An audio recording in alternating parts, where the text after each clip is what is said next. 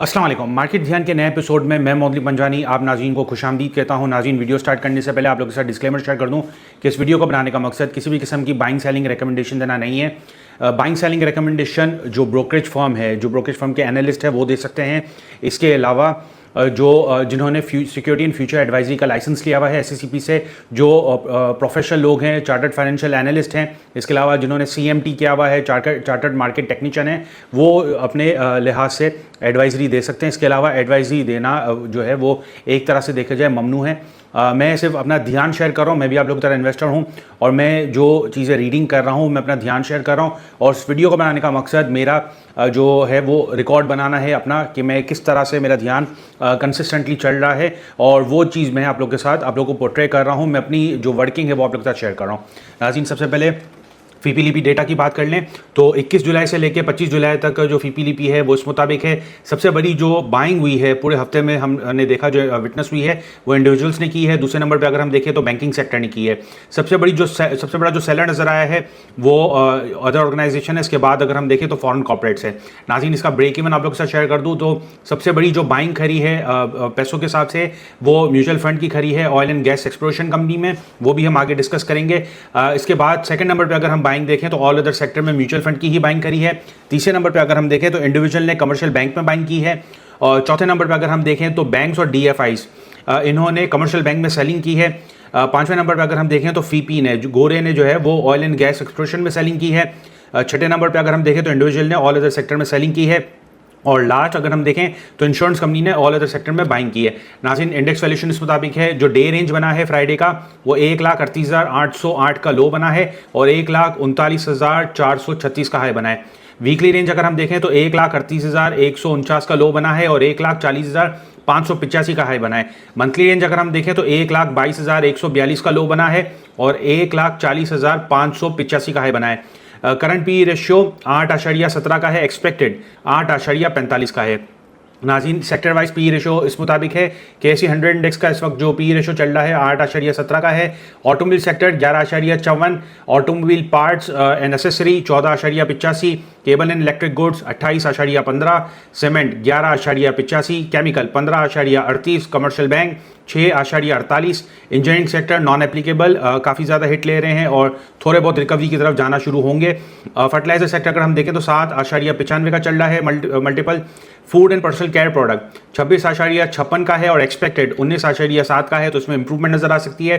Glass and ceramics 8.68 का है। Oil and gas exploration company 5.34, oil and gas marketing company 8.22, paper board and packaging इनका चल रहा है 89.49, फार्मास्यूटिकल 25.11 और power generation and distribution 7.24, refinery 12.04, technology and communication non applicable है। Textile composite 9.87 का है। टोबैको 15.30 का है। ट्रांसपोर्ट नॉन एप्लीकेबल है। नाज़रीन, आप लोगों के साथ जो टेक्निकल रेंज है वो शेयर कर दूँ, उस मुताबिक है। जो सपोर्ट बन रहा है 1,32,868 का है। रेजिस्टेंस 1,54,966 का है। RSI इस वक्त 75.08 का है और मैकडी हमें सेल ऑन स्ट्रेंथ बोल रहा है, तो सेल ऑन स्ट्रेंथ हमें करनी चाहिए। जो नेक्स्ट पॉसिबल ट्रेंड बन सकता है वो साइडवेज का होगा, जिसका रेंज 1,19,162 सपोर्ट और रेजिस्टेंस 1,32,981 का है। तो नाज़रीन, आप लोग के साथ टेक्निकल ग्राफ भी मैं शेयर कर रहा हूँ। तो टेक्निकल ग्राफ में जो आप लोग को पास्ट में गैप्स भी बताए हैं, इसके अलावा अब जो है सेल ऑन स्ट्रेंथ करना हमारे लिए जो है वो ज़रूरी हो चुका है। उसकी बुनियादी वजह ये है कि जिन सेक्टर को इंडेक्स को ड्राइव करना था वो सेक्टर एग्जॉस्ट हो चुके हैं, तकरीबन एग्जॉस्ट हो चुके हैं। रिजल्ट सीजन भी कंटिन्यू है, तो रिजल्ट जैसे जैसे आते जाएंगे उस हिसाब से प्रॉफिट टेकिंग होती जाएगी। जो ये रिजल्ट है, जो भी रिजल्ट सीजन चल रहा है वो ऑलरेडी प्राइस इन है, तो वहाँ पर प्रॉफिट टेकिंग होगी। मार्केट में मशहूर कहावत है buying on rumour cell on news. तो ये जो चीज़ें चल रही थी, मार्केट फॉरवर्ड लुकिंग होती है, तो मार्केट जो है इस वक्त जिन्होंने नीचे के रेट पे जो शेयर्स खरीदे थे, UBL है, HBL है, दीगर स्क्रिप हैं, तो उनमें जो शेयर खरीदे थे वो अब प्रॉफिट टेकिंग की तरफ आएंगे। आप लोगों के साथ टेक्निकल ग्राफ भी मैं शेयर कर रहा हूँ, तो गैप खरा हुआ है और अब जो है सेल ऑन स्ट्रेंथ करना चाहिए और मार्केट का जो सपोर्ट है 1,33,575 का है। नाज़रीन, जैसे हम सबको पता है कि स्टेट बैंक ने मॉनेटरी पॉलिसी का स्केड्यूल जारी कर दिया है। 30 जुलाई को मॉनेटरी पॉलिसी है और इसमें जो एक्सपेक्टेड जो इंटरेस्ट है वो कट होने की तवक्का है 50 बेसिस पॉइंट। जितने भी बड़े ब्रोकरेज हाउसेज हैं, इसमें आरिफ हबीब ले लें, AKD ले लें, टॉप लाइन सिक्योरिटीज़ ले लें, वो यही कह रहे हैं कि इस बार जो लग रहा है, जो वाइडली एक्सपेक्टेड है 50 बेसिस पॉइंट की कमी। इसके अलावा अगर हम देखें तो S&P ग्लोबल ने जो है पाकिस्तान की सॉवरेनिटी क्रेडिट रेटिंग उसको CCC+ से B- कर दिया। तो ये भी हमारी इकोनॉमी के लिए काफ़ी हद तक बेहतर है, इकोनॉमी स्टेबल है। जो नंबर्स बता रहे हैं इकोनॉमी के वो फिलहाल स्टेबिलिटी की तरफ है। नाज़रीन, इसके अलावा आप लोग के साथ इंटरनेशनल कमोडिटी प्राइस शेयर कर दूं तो क्रूड ऑयल $65.60 पर बैरल चल रहा है, ब्रेनेट $68.36 पर बैरल चल रहा है, आयरन ओर $98.55 पर टन चल रहा है, गोल्ड $3336.98 पर आउंस चल रहा है, रबर 173.60 पर केजी चल रहा है, रिचर्ड बे कोल प्राइस $94.40 पर टन चल रहा है। नाज़रीन, आप लोग के साथ जो पास्ट में रैली हुई है नवंबर टू दिसंबर, 26 नवंबर से 17 दिसंबर, और अब जो रैली चल रही है 15 में से जो रैली बनी है, तो उसके आधा तो शुमार MFS और MTS के शेयर कर रहा हूँ। तो अगर MFS में देखें तो बहुत ज़्यादा बाइंग खरी हो चुकी है, 39.08 की बाइंग खरी है कंपैरेटिवली 15 में से, और MTS में अगर हम देखें तो 33.07 की बाइंग करी है। चूंकि past week roll over week था तो अब जो है सेटल होना बाकी है, अगस्त के काउंटर में जुलाई के काउंटर सेटल होना अभी भी बाकी है। तो सेटलमेंट के बाद अगर हम देखेंगे तो ये दोबारा 17-18% जो है फ्यूचर का भी डेटा आ जाएगा। फिलहाल ये 9.70 का बता रहा है अगस्त का डेटा। नाज़रीन, आप लोग के साथ डिलीवर फ्यूचर काउंटर का डेटा शेयर कर दूं। डिलीवर फ्यूचर काउंटर ये जो बाइंग लोगों ने की है फ्यूचर में उसका डेटा है, और सबसे बड़ी जो बाइंग खरी है वो नेटसोल अगस्त में है 12.34%। दूसरे नंबर पर अगर हम देखें तो दीवान फारूक मोटर है 12.10%। तीसरे नंबर पर अगर हम देखें तो कॉसम है 11.51%। PIA चौथे नंबर पर है 11.04%। गेल पाँचवें नंबर पर है 9.78%। GHNI छठे नंबर पर है 9.41%। DCL सातवें नंबर पर है 8.74%। SSGC आठवें नंबर पर है 8.35%। TRG नौवें नंबर पर है 8.16%। फ्लाइंग 8% जो है वो फ्री फ्लोट की बाइंग खरीदी है।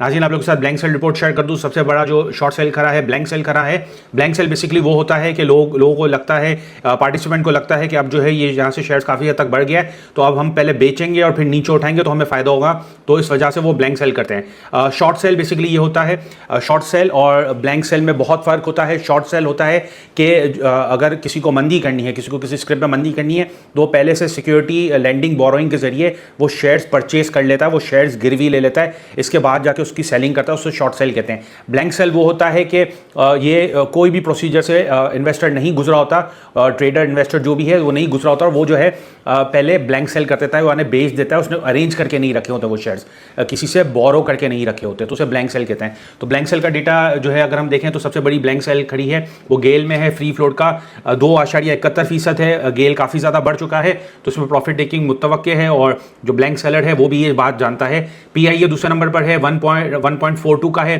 फ्लाइंग तीसरे नंबर पर है 1.22 फ्री फ्लोट का। GHNI 1.20 फ्री फ्लोट का। कॉसम 0.54 फ्री फ्लोट का। साजगार अगर हम देखें तो 0.43 फ्री फ्लोट का। एडलिंग 0.32।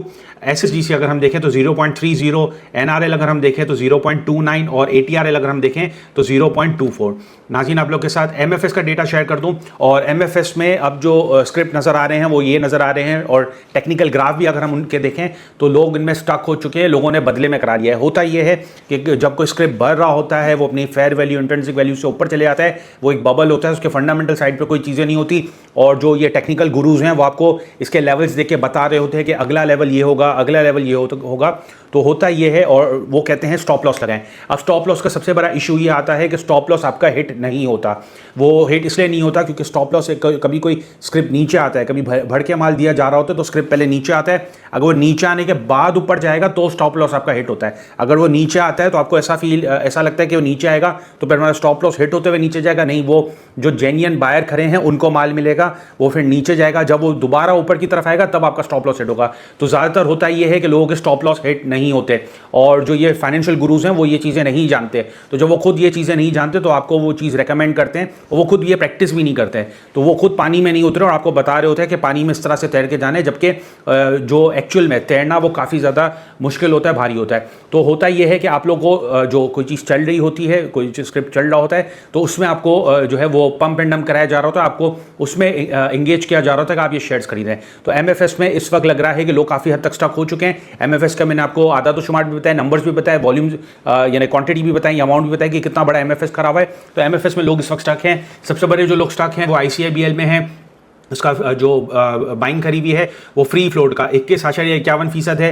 लोग इसमें इंटरेस्ट भी दे रहे हैं और लोग इसमें जो है वो इंटरेस्ट के साथ साथ उन पे रोल ओवर चार्जेस भी लग रहे होते हैं। तो आप समझिए कि जो एमएफएस पे आप फाइनेंसिंग करवाते हैं, जो कि आप मजबूरन करवा रहे होते हैं, तो और आपको जो तेज़ी कराई जा रही है उसके बाद जो है आपको स्टक कराया जा रहा होता है और फिर आप जो है मजबूरन एमएफएस में जा रहे होते हैं, उसमें फिर इंटरेस्ट अलग रखता है, रोल ओवर चार्जेस अलग रखते हैं, तो उससे जो है आप ब्लीड करते हैं, बहुत बुरी तरह से ब्लीड करते हैं। और जब मार्केट नीचे आती है, जब मार्केट अपने आप को करेक्ट करती है, करेक्शन ले रही होती है, और फिर जो है कभी कभार ऐसा होता है मार्केट स्ट्रक्चर तोड़ देती है, जो ये टेक्निकल गुरुज आपको बता रहे होते हैं, तो स्ट्रक्चर तोड़ देती है, तो उस टाइम पे आप पे इतना प्रेशर होता है और आपसे माल बिकवाया जा रहा होता है। तो ये उस तरह की चीज़ बनती हुई आ रही है। दूसरे नंबर पर अगर हम देखें तो मैपेक फिल्म्स है, इसने जो है फ्री फ्लोट के 20.9% बाइंग करी है। अस्कर इंश्योरेंस, लाइफ इंश्योरेंस, बहुत लोगों ने तेज़ी की और 4 रुपये से स्क्रिप्ट चलना शुरू हुआ, तो गालिबन 18-19 रुपये के करीब गया, और अब जो है इसमें लोग फंस गए हैं एमएफएस में। 18.60% जो है वो बाइंग करी हुई है। TRSM 15.02%, Pakistan paper product 14.84%, SSOM 14.01%, flying 13.69%, image 9.24%, CSAP 9.81% और जाल 9%। तो लोग जो है एमएफएस में काफ़ी हद तक स्टक हैं। नाज़रीन, आज जो हम चीज़ डिस्कस करेंगे हमारे जो रेडार में है, हम कोशिश करेंगे जानने की कि रिफाइनरी सेक्टर में क्या बनना है, क्योंकि पास्ट वीक में अगर हम देखें तो एक रिसर्च रिपोर्ट आई थी अटक रिफाइनरी से रिलेटेड, और उसके बाद हम देख रहे हैं लोगों का जो है वो फोकस रिफाइनरी सेक्टर में गया। तो रिफाइनरी सेक्टर के क्या मामला थे, पास्ट वीडियो भी मैं आपको बना चुका हूँ। और रिफाइनरी सेक्टर क्योंकि हमारी काफ़ी ज़्यादा एक छोटा सेक्टर है, सिर्फ 4 कंपनियाँ जो है वो लिस्टेड हैं, टोटल 5 कंपनियाँ हैं रिफाइनरी में, तो उनके साथ क्या चल रहा है, तो उसके चंद मैं आधा तो शुमार आप लोगों के साथ शेयर कर रहा हूँ। तो अगर हम देखें तो रिफाइनरी सेक्टर ओवरऑल, उसके रिफाइनरी सेक्टर की चीज़ें देखें तो काफ़ी ज़्यादा क्रिटिकल जो है वो चीज़ों में फंसा हुआ है, उसको बैलेंस करना है, जो एनर्जी डिमांड्स है उसको भी बैलेंस करना है, और पॉलिसी चेंजेस हैं उस पर भी जो है उनको फोकस रखना है। रिफाइनरी सेक्टर जो है वो काफ़ी हद तक अपग्रेड की तरफ जा रही है और कोशिश कर रही है अपनी कैपेसिटी को भी इंक्रीज़ करना है, और काफ़ी हद तक इन पर अगर हम देखें तो टैक्सेशन के और उसके जो है चीज़ें चल रही हैं। ग्लोबल ऑयल प्राइसेस का भी इन पर काफ़ी ज़्यादा इम्पैक्ट पड़ता है। अब जो है वो क्या होने जा रहा है, तो जो यूरो 5 के मैयार का जो फ्यूल है वो इन्हें बनाना है, वो इन्हें प्रोड्यूस करना है, और ये कोशिश कर रहे हैं अपने आपको उस तरफ एक्सपेंशन पे लेके जाएं, अपनी कैपेसिटी डबल करने पे, जैसे PRL है। सबसे पहले यही लग रहा है कि पाकिस्तान रिफाइनरी, अगर कोई रिफाइनरी अपग्रेड होगी तो सबसे पहले जो है वो पाकिस्तान रिफाइनरी होती नजर आ रही है। उसकी बुनियादी वजह ये है कि काफ़ी हद तक छोटी रिफाइनरी है, तो ये जल्दी हो जाएगी, ये लग रहा है कि दीगर रिफाइनरियों के कंपैरेटिवली। पॉलिसी और टैक्सेशन, इन पर काफ़ी हद तक जो है वो टैक्सेशन लग रहे हैं, इन पे जो है वो ज़ीरो रेट जो एग्जेम्पशन थे सप्लाईज पे, वो चीज़ें भी जो है उनको देखनी है। इसके अलावा जो फाइनेंसिंग करना है वो भी इनके लिए जो है काफ़ी हद तक चैलेंजिंग है। इसके अलावा अगर हम देखें तो ग्लोबल एनर्जी ट्रांजिशन 2030 तक जो है पूरी दुनिया क्लीन एनर्जी की तरफ जाएगी, और फॉसिल फ्यूल जो है अगर हम देखें तो वो समझे कि एक पुरानी तारीख की चीज़ हो जाएगी, जैसे कोल है। तो लोग जो है वो हाइड्रोकार्बन और दीगर जो क्लीन एनर्जी है उसकी तरफ फोकस करेंगे। तो फर्नेस ऑयल का जो है वो डिक्लाइन नज़र आएगा।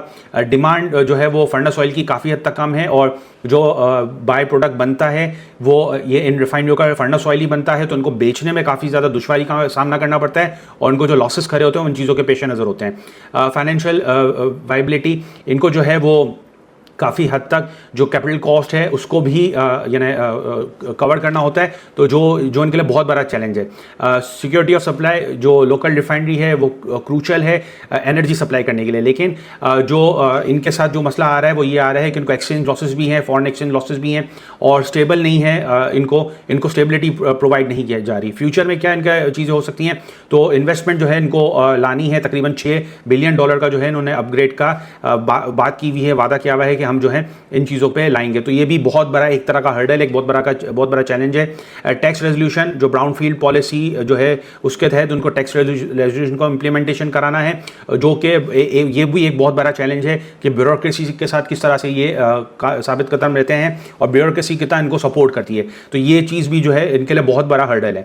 इसके अलावा अगर हम देखें तो ये डाइवर्सिफाइड कर रहे हैं, कोशिश कर रहे हैं कि जो अपनी एनर्जी है उसको डाइवर्सिफाइड करें टुवर्ड्स सोलर पैनल, जो ये जनरेशन करते हैं हैं पावर की, तो सोलर पैनल की तरफ जा रहे हैं, वो कोशिश कर रहे हैं कि अपने आप को जो है जितना हो सके कॉस्ट इफेक्टिव रखें। इसके अलावा अगर हम देखें तो क्लीन फ्यूल पे ये फोकस ज़्यादा कर रहे हैं। यूरो 5 के स्टैंडर्ड का इनको भी बनाना है। ये भी जितने भी रिफाइनरीज हैं ये हाइड्रोस्किमिंग है और उनको डीप कन्वर्जन पे अपने आप को कन्वर्ट करके यूरो 5 के मैयार के पेट्रोलियम प्रोडक्ट्स बनाने हैं, जबकि पूरी दुनिया जो है इस वक्त यूरो 6 पे चली गई है। तो जब ये उस काबिलियत पे आएंगे कि यूरो 5 वो बनाना शुरू होंगे तो यूरो 5 भी ऑब्सोलीट हो जाएगा। उनको डिमांड होगी कि आप यूरो 6 के मामला पे काम करें। तो अभी से उनको जो है इन चीज़ों पे भी वर्किंग करनी है। इसके अलावा जो ग्लोबल एनर्जी के डायनेमिक्स चेंज हो रहे हैं तो वो भी इनके लिए बहुत बड़ा जो अगर हम देखें तो हर्डल है। रिफाइनरी सेक्टर में टोटल 4 कंपनियां हैं और इन 4 कंपनियों के आदत तो शुमार अगर हम देखें तो कुछ इस मुताबिक हैं। फंडामेंटल जो टेक्निकल दोनों पे बात करेंगे। तो सबसे पहले इसके रेट की बात कर लें तो 666 रुपये इसका रेट चल रहा है। जिस मल्टीपल पे ये ट्रेड हो रहा है वो 2.82 का है, तो काफ़ी जो है वो डिस्काउंटेड है। एक्सपेक्टेड मल्टीपल इसका 6.2 का है। जो इसकी अर्निंग आएगी, अर्निंग में इसकी ग्रोथ में कमी वाकई हो रही है। जो थर्ड क्वार्टर की इसकी अर्निंग है वो 80.62 की है। ईपीएस में ग्रोथ है वो 54.60 की नेगेटिव ग्रोथ है। डेट टू इक्विटी रेशियो 48.77 का है। ये कुछ लोग जो हैं वो समझते हैं और शरिया कंप्लाइंट की लिस्ट में भी अगर हम देखें तो इससे शरिया कंप्लाइंट माना जाता है, लेकिन debt to equity ratio according to Sharia law 33% से नीचे होना चाहिए। तो इसका 48% है, तो ये शरिया कंप्लाइंट में फिलहाल फॉल करता हुआ नजर नहीं आ रहा, लेकिन इसको फिर भी शरिया कंप्लाइंट माना जाता है।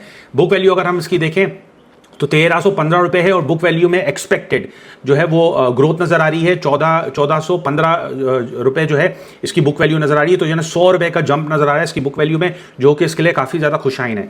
अल्टीमेट इसकी जो सपोर्ट अगर हम टेक्निकल पे देखें मंथली ग्राफ पे तो इसकी बन रही है 590.73 की बन रही है। अल्टीमेट रेजिस्टेंस जो है इसका वो 761.27 का है। 761.27 के रेजिस्टेंस को अगर ये ब्रेक करता है तो फिर ये 1081 रुपये तक जाने की सलाहियत रखता है। दूसरे नंबर पे अगर हम देखें तो सिनर्जी देख लें तो सिनर्जी का भी जो करंट प्राइस चल रहा है 7.03 का है। मल्टीपल काफ़ी हैवी है, 39.1 का है। एक्सपेक्टेड मल्टीपल नॉन एप्लीकेबल है क्योंकि काफ़ी हद तक लॉसेस में है, हिट लेगा। इसकी जो ईपीएस है वो 20 पैसा लॉस में है थर्ड क्वार्टर में, और ईपीएस में जो कमी वाकई हो रही है ग्रोथ में वो 248% है। डेट टू इक्विटी रेशियो 86.73 का है। इसे भी जो है वो शरिया कंप्लाइंट की लिस्ट में डाला गया है, लेकिन ये शरिया कंप्लाइंट पे फॉल नहीं करता। According to Sharia law once again 33% से कम जो है वो डेट टू इक्विटी रेशियो होना चाहिए। बुक वैल्यू इसकी काफ़ी अच्छी है, 37.14 की है, लेकिन एक्सपेक्टेड बुक वैल्यू जिसकी है वो 36.87 की है, यानी बुक वैल्यू में आगे जाके कमी वाकई हो सकती है। अल्टीमेट सपोर्ट इसका है 6 रुपये 46 पैसे। अल्टीमेट रेजिस्टेंस 8 रुपये 28 पैसे का है। रेजिस्टेंस अगर ये 8 रुपये 28 पैसे का तोड़ देगा तो फिर जो है ये 11 रुपये 22 पैसे तक जाने की सलाहियत रखता है। नाज़रीन, आप लोग के साथ जो तीसरी कंपनी है वो शेयर कर दूं तो तीसरी कंपनी अगर हम देखें तो नेशनल रिफाइनरी है। काफ़ी हद तक लॉस में है, और नेशनल रिफाइनरी वो स्क्रिप्ट है कि अगर आपके पास जो पूरी मार्केट की अगर आपने स्टॉक खरीदनी हो, 540 कंपनी की स्टॉक खरीदनी हो, उसके बाद अगर आपको कोई स्टॉक खरीदना है तो वो जो है वो नेशनल रिफाइनरी हो सकता है। इसकी जो करंट रेट चल रहा है वो 229 रुपये चल रहा है। पी नॉन एप्लीकेबल है, एक्सपेक्टेड पी भी नॉन एप्लीकेबल है। इसकी जो ईपीएस है वो 181 रुपये का इसको लॉस है। इसके ईपीएस में ग्रोथ है वो नेगेटिव है 22.35%। डेट टू इक्विटी रेशियो 2,094% है। इसकी जो बुक वैल्यू है वो 59 रुपये 10 पैसे की है। एक्सपेक्टेड बुक वैल्यू नेगेटिव 182 रुपये 50 पैसे की, यानी ये बहुत बुरी हालात से गुजर रहा है। अल्टीमेट सपोर्ट इसकी 135 रुपये 81 पैसे का है। अल्टीमेट रेजिस्टेंस 284 रुपये 81 पैसे का है, और अगर ये इस रेजिस्टेंस को क्रॉस कर लेगा जो कि नज़र नहीं आ रहा तो ये 324 रुपये तक जाने की सलाहियत रखता है। तो ये वो स्क्रिप्ट है जो आपके पैसे बर्बाद कर सकता है। आप जो है इसमें बहुत बुरी तरह से स्टक हो सकते हैं। अगर कोई रैली चलती है, कोई स्पेकुलेशन चलता है अटक रिफाइनरी से लेके या पूरे रिफाइनरी सेक्टर में कि अपग्रेड हो रहे हैं, दीगर चीज़ें चल रही हैं, उसमें ये चल रहा है तो सेल ऑन स्ट्रेंथ करें और कोशिश करें इसमें बाइंग करने से पहले 100 बार सोचें। अटक रिफाइनरी में अगर आपके पास नेशनल रिफाइनरी के शेयर है तो अटक रिफाइनरी में स्विच कर लें तो वो ज़्यादा बेहतर है, वो आपको अच्छा रिटर्न दे देगा। वो अगर स्टक भी होता है तो आपको उसमें परेशान आप नहीं होंगे, उसमें बहुत गुंजाइश है ऊपर जाने की, और वो उसकी बुक वैल्यू भी जैसे मैंने आपके साथ शेयर किया तो बुक वैल्यू में भी ग्रोथ है। नाज़रीन, आप लोग के साथ पीआरएल का डेटा शेयर कर दूँ। पीआरएल का करंट प्राइस चल रहा है 31 रुपये 50 पैसे। पी रेशियो जो चल रहा है 10.90 का है। इसका expected P ratio non applicable है, ये भी बुरी तरह से लॉस में है। 7.29 इसकी जो अगर हम देखें तो ईपीएस है, लॉस में है। जो ग्रोथ है थर्ड क्वार्टर की ईपीएस है, थर्ड क्वार्टर के जो तक का जो ग्रोथ है ईपीएस में वो 435% जो है नेगेटिव ग्रोथ है। डेट टू इक्विटी रेशियो 337 का है। बुक वैल्यू उसकी 37 रुपये 65 पैसे की है और एक्सपेक्टेड बुक वैल्यू 27 रुपये 93 पैसे की है, यानी तकरीबन 9 रुपये इसकी बुक वैल्यू से वैनिश हो जाएंगे, गायब हो जाएंगे इस लॉस की वजह से। अल्टीमेट जो सपोर्ट है वो 27 रुपये 99 पैसे का है। अल्टीमेट रेजिस्टेंस 36 रुपये 78 पैसे का है और अगर ये भी रेजिस्टेंस को क्रॉस कर लेता है तो 45 रुपये 57 पैसे तक जाने की सलाहियत रखता है। तो आप लोग के सामने सारे आदतों शुमार शेयर कर दिए हैं। तो अटक रिफाइनरी की जो रिसर्च रिपोर्ट आ रही थी उसके धोखे में आप जो है दीगर स्क्रिप्ट में ज़्यादा पोजीशन नहीं बनाइएगा कि अटक रिफाइनरी चल गया तो ये एनआरएल है, पीआरएल है, ये भी पीछे पीछे चलेंगे। पीआरएल क्योंकि गवर्नमेंट होल्डिंग उसमें ज़्यादा है, पीएसओ की काफ़ी बड़ी होल्डिंग है और पीआरएल एक छोटी रिफाइनरी है तो उसमें फिर भी थोड़ी बहुत रिकवरी नजर आ रही है। बाकी एनआरएल जो है वो इस वक्त बम बना हुआ है। एनआरएल इस तरह का स्क्रिप्ट बन गया है कि वो उसमें इन्वेस्टर बुरी तरह से स्टक होके और जो है वो अपना पैसा बर्बाद कर सकते हैं। नाज़रीन, इसके अलावा जो है आप लोग के साथ आईजीआई सिक्योरिटीज़ के जो है वो रिसर्च रिपोर्ट शेयर कर दूं। IGI securities one of the leading brokerage houses हैं। अगर हम ब्रोकरेज हाउस में देखें तो ब्रोकरेज हाउस में जो पाए के ब्रोकरेज हाउस हैं उसमें one of the brokerage house है वो आईजीआई सिक्योरिटीज़ है, पैकेजेस ग्रुप का है। इसकी रिसर्च रिपोर्ट मैं काफ़ी टाइम से पढ़ रहा हूँ, इनकी मीटिंग्स भी मैं 1-2 अटेंड कर चुका हूँ। तो ये जो है वो बहुत अच्छी क्वालिटी वाली रिसर्च रिपोर्ट शेयर करते हैं। तो आप लोग के साथ भी मैं इंशाल्लाह आगे जाके भी इनकी रिसर्च रिपोर्ट शेयर करूँगा। तो अभी जो रिसर्च रिपोर्ट है वो आपके अगर हम देखें तो ईएनपी सेक्टर की है और ईएनपी सेक्टर में ये जो है वो एक्सपेक्टेड बता रहे हैं कि किस तरह से मारी पेट्रोलियम है, पॉल है, ओजीडीसी है, पीपीएल है, इनकी अर्निंग आ सकती है। तो मारी पेट्रोलियम की जो अर्निंग है उसमें जो ईयर ऑन ईयर अगर हम देखें तो 51% की नेगेटिव जो है वो अर्निंग आएगी, 10 रुपये 5 पैसे। तो उसकी टोटल जो अर्निंग है वो 49 रुपये की हो जाएगी। पॉल जो है उसकी भी अर्निंग में कमी वाकई हो रही है, उसमें भी जो ये कह रहे हैं कि 31% जो है वो डाउन हो गए पॉल की अर्निंग। तो 22 रुपये 40 पैसे इस क्वार्टर अर्निंग एक्सपेक्टेड है। ओजीडीसी की अगर हम अर्निंग देखें तो ओजीडीसी की अर्निंग में भी 4% ईयर ऑन ईयर कंपैरेटिवली अगर देखें तो अर्निंग में कमी वाकई हो सकती है। टोटल इसकी अर्निंग तकरीबन 38 रुपये के करीब आएगी। इस क्वार्टर अर्निंग जो है वो तवक्का की जा रही है 8 रुपये 40 पैसे की। पिछले साल इसी क्वार्टर में जो उसकी अर्निंग थी वो 8 रुपये 80 पैसे की। तो इतना ज़्यादा फर्क नहीं नज़र आ रहा ओजीडीसी में। पीपीएल की अर्निंग है उसमें 17% की जो है year on year growth witness हो सकती है। जो क्वार्टर में इसकी अर्निंग होगी वो 7 रुपये 70 पैसे होगी। पिछले साल इसी क्वार्टर में इसकी फोर्थ क्वार्टर में अर्निंग थी वो 6 रुपये 60 पैसे की थी। नाज़रीन, आप लोग के साथ फंडामेंटल शेयर कर दूं तो मारी एनर्जी के जो थर्ड क्वार्टर की अर्निंग है वो 38 रुपये 56 पैसे की है। पी रेशियो इसका 9.67 का है। बुक वैल्यू 211 रुपये 4 पैसे की है। इसकी इंट्रिंसिक वैल्यू 505 रुपये 6 पैसे की है। फेयर वैल्यू 601 रुपये का है। डेट टू इक्विटी रेशियो 58.05 का है। मंथली आरएसआई इसका 65.90 का है, 90 का है। मंथली सपोर्ट 381.24 का है। मंथली पेवेट 622.28 का है। मंथली रेजिस्टेंस 871.24 का है। तो मारी एनर्जीज में जो है आप स्टक हो सकते हैं। मारी एनर्जी जो है वो अब डाउनफॉल की तरफ जाना शुरू हो रहा है और इसकी जो फेयर वैल्यू है 601 रुपये की है। 505 से नीचे अगर ये मिले तो बहुत अच्छे रेट हैं, तो वहाँ से आप जो है इसमें तेज़ी कर सकते हैं। और अब जो है लोग इसमें स्टक होना शुरू होंगे। तो इसकी जो रेंज है वो आप समझे मैक्सिमम जो रेंज है वो उसकी 600 रुपये। इससे अगर ऊपर जाता है तो आप समझें कि इसमें कोई एक्स्ट्रॉर्डनरी चीज़ होगी तब ये ऊपर जा रहा है, या फिर स्पेकुलेशन इतनी हाई होगी उसमें स्टक होने के चांसेस ज़्यादा होंगे। मारी में जो लोग फंस रहे हैं और जो ये चाह रहे हैं कि मारी से एग्जिट करके कोई दूसरे स्क्रिप्ट में अगर जाना चाह रहे हैं तो उनके लिए है वो कंपनी है, उसका नाम है पाकिस्तान ऑयल फील्ड। वो भी सेम सेक्टर की कंपनी है। तो पाकिस्तान ऑयल फील्ड की अगर हम अर्निंग देखें तो 59.02 की है थर्ड क्वार्टर की। इसका जो पी रेशियो चल रहा है 7.81 का चल रहा है। बुक वैल्यू 255 रुपये 90 पैसे की है। बुक वैल्यू में इजाफा भी मुतवक्के है, 280-290 के करीब इसकी बुक वैल्यू हो जाएगी। इंट्रिंसिक वैल्यू उसकी जो है वो 599.98 का है। फेयर वैल्यू उसकी 730 रुपये 34 पैसे की है। डेट टू इक्विटी रेशियो 132.86 का है। इसका जो टेक्निकल पर अगर हम देखें तो आरएसआई इसका अपवर्ड ट्रेंड पर ही है और ये पूरी तरह से रॉकेट बनने की तैयारी कर रहा है। इसका आरएसआई इस वक्त चल रहा है 61.12 का। इसका जो मंथली सपोर्ट है वो 464.80 का है। मंथली पिवट जो बन रहा है 578 का है। मंथली रेजिस्टेंस 690 का है। तो ये पाकिस्तान ऑयल फील्ड ये आपको बहुत अच्छा तगड़ा रिटर्न दे सकता है, कंपनी भी बहुत अच्छी है, डिविडेंड भी बहुत अच्छा मिल सकता है, इसमें कैपिटल गेन भी बहुत अच्छी हो सकती है। तो जो लोग मारी में स्टक हैं और वो ये चाह रहे हैं कि यानी किसी में स्विच कर लें, तो पाको सेम सेक्टर की कंपनी है, आपको अच्छा रिटर्न भी दे सकती है, अच्छा डिविडेंड भी दे सकती है, तो आप जो है उसमें स्विच कर सकते हैं। वंस अगेन ये बाइंग एंड सेलिंग रिकमेंडेशन नहीं है, ये मैं खुद अपना ध्यान आप लोगों के साथ शेयर करूँ। नाज़रीन, आप लोग के साथ OGTC का आधा शुमार शेयर कर दूं तो OGTC के आधा शुमार इस मुताबिक है, इसकी जो थर्ड क्वार्टर की एंडिंग है 30 रुपये 13 पैसे की है। इसका जो पी रेशो है 4.65 का है। बुक वैल्यू 309 रुपये 92 पैसे की है। इसकी इंट्रिंसिक वैल्यू 173 रुपये 73 पैसे की है। फेयर वैल्यू 212 रुपये 82 पैसे का है। डेट टू इक्विटी रेशियो 20.54 का है। ये शरिया कंप्लाइंट में फॉल करता है कंपनी। जो मंथली RSI चल रहा है वो 69.28 का है। मंथली सपोर्ट 138.08 का है। मंथली पिवट इसका 195.72 का है। मंथली रेजिस्टेंस 253.36 का है। तो ये कंपनी भी जो है वो भी फिलहाल नीचे जा रही है, डाउनवर्ड ट्रैजेक्टरी पर है। और लोग जो है वो मुसलसल यही पूछ रहे थे कि मार्केट जो है वो 1,15,000 से 1,40,000 तक पहुंच गई, OGTC क्यों नहीं बढ़ा। तो OGTC के ना बढ़ने की वजह यह है कि उसकी जो फेयर वैल्यू है 212 रुपये। तो 212 रुपये से जो है ये आप समझिए एक तरह का यानी बबल ही है, वो 212 रुपये के करीब ही आ सकता है। तो 212 रुपये से नीचे मिले और अगर आपको इंट्रिंसिक वैल्यू 173 रुपये 73 पैसे से नीचे मिले तो आप समझे फ्री का भाव है। तो यहाँ पर लेना लाजमी, आपको बहुत अच्छा रिटर्न मिलेगा। आपको जो रिस्क टू रिवॉर्ड रेशियो है वो यानी रिस्क कम हो जाएगा, रिवॉर्ड बहुत ज़्यादा बढ़ जाएगा। तो आप जो है इंट्रिंसिक वैल्यू से नीचे अगर शेयर लेते हैं तो वो जो है आपको बेनिफिट करता है। नाज़रीन, आप लोग के साथ PPL का डेटा शेयर कर दूँ तो PPL की थर्ड क्वार्टर की एंडिंग 26 रुपये 72 पैसे की है, जिसका पी रेशो 4.70 का है। बुक वैल्यू इसकी 255 रुपये 41 पैसे की है। इंट्रिंसिक वैल्यू 152 रुपये 27 पैसे का है। फेयर वैल्यू 194 रुपये 22 पैसे का है। डेट टू इक्विटी रेशियो 38.62 का है।